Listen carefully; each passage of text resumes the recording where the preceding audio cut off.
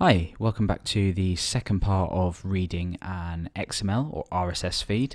We're going to take a look in this tutorial at just expanding on what we did in the first part, which was reading our PHP.NET feed here. We use simple XML to take this XML feed, interpret it in a way that we could easily loop through and take data from it.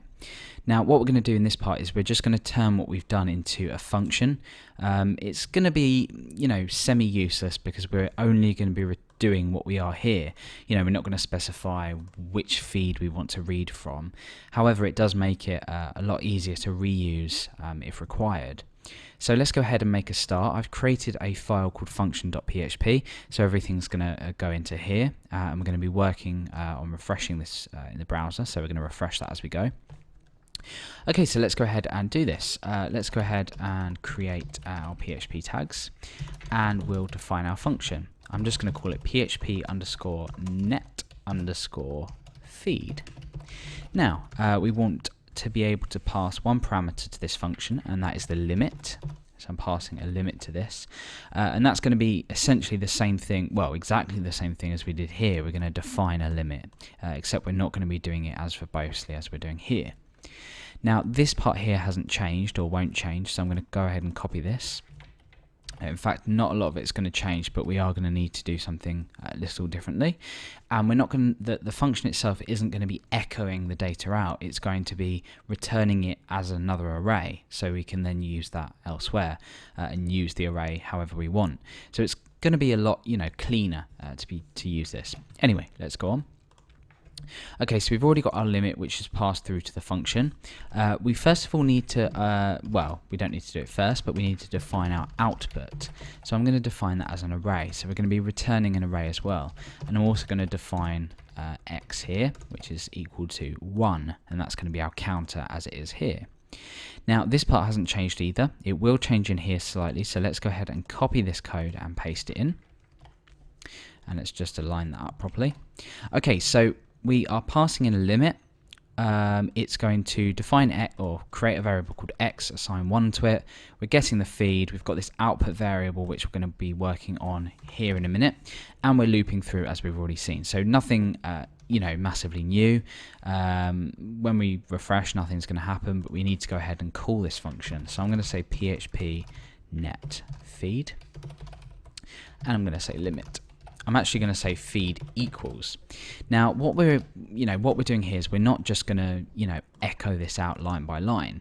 What we're actually doing, we've got an undefined variable. Let's go ahead and correct that. So we've got limit. That's because we have not passed an actual limit through. I've just typed in limit. Let's go for, well, we'll go for 5 for now. Okay, so when I refresh, that should clear. Yep, that's fine. Okay, so back to what I was saying. We're not going to be echoing the data out here. It's going to be pointless. We don't want to be echoing data from a function. We want to return the data in an array that we can use however we want. When we echo things from a function, we're very limited in what we can do with that data. So what I'm going to do is I'm going to create an array within this array, so an associative array. So for every loop of this, we're adding to this array. This essentially means, put something else in it. For example, if it was Alex, this would end up with 5 Alexes within this output.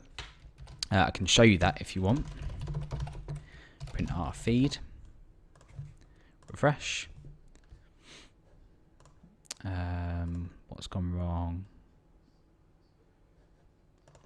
We're not returning it. So let's go down here and return output. So we're returning the output once we've added Alex to it 5 times, because 5 is our limit. Print R. Okay. Let's refresh. Okay, so we've got 5 Alexes. What we actually want is we want 5 arrays. And the reason we want 5 arrays is because we're going to have, first of all, the title, and that's going to equal the title up here.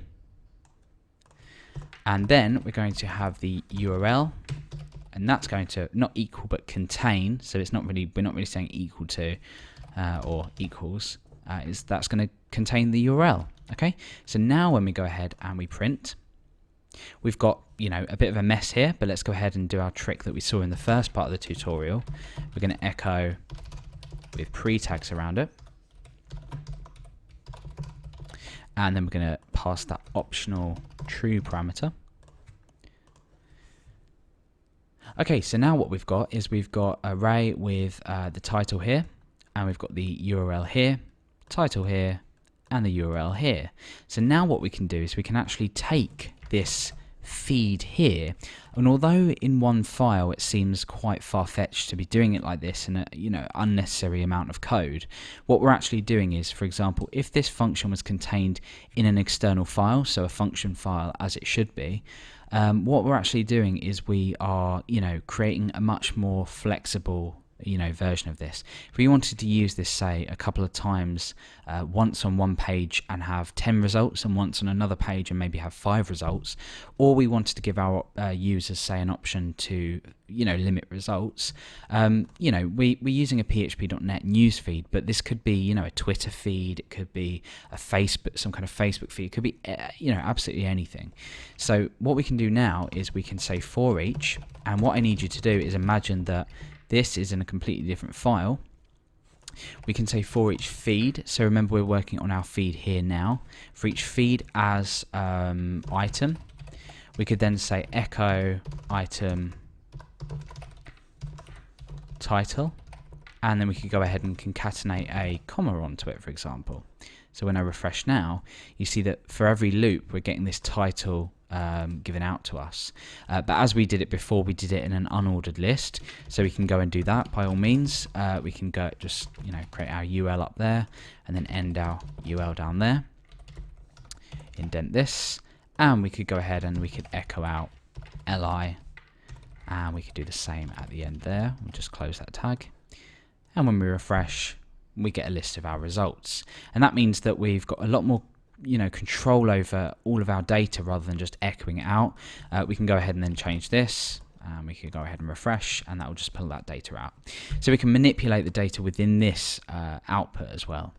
So that's essentially how we would turn what we did in the first part of the tutorial into a function, and hopefully a bit about why it could be useful, why it should be done this way, and why it's a lot more useful, and hopefully that was understood.